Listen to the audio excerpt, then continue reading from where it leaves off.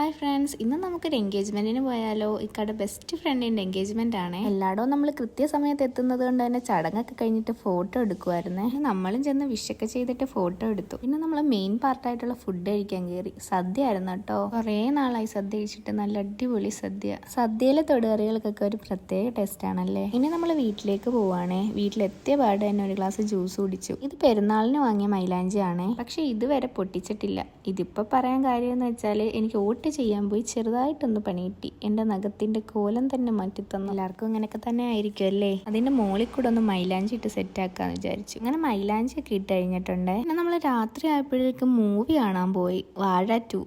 എൻ്റെ പൊന്നോ, ഒരു രക്ഷയില്ല. അടിപൊളി മൂവി. ചിരിക്കാനും ചിന്തിക്കാനും ഉള്ള മൂവി. ഇത് കാണുമ്പോൾ നമ്മുടെ സ്കൂൾ ലൈഫൊക്കെ ഓർമ്മ വരും കേട്ടോ. എല്ലാവരും അവരവരുടേതായിട്ടുള്ള റോൾ അടിപൊളിയാക്കിയിട്ടുണ്ട്. പിന്നെ നമ്മൾ ഫുഡ് കഴിക്കാൻ പോയിട്ടോ. സ്ഥിരം വരുന്ന സ്പോട്ട് തന്നെയാണേ. അടിപൊളി ഫുഡാണ്. വീഡിയോ ഇഷ്ടമായി ലൈക്ക് ചെയ്യാനും സബ്സ്ക്രൈബ് ചെയ്യാനും മറക്കല്ലേ. പിന്നെ നമ്മൾ തിരിച്ചു വരുന്ന വഴി വി പാർക്കിൽ കയറിയായിരുന്നേ. പാട്ടും ഡാൻസും ചെസ് കളിയും ക്യാരംസ് കളിയും, ആകെ മൊത്തത്തിലൊരു ബഹളം.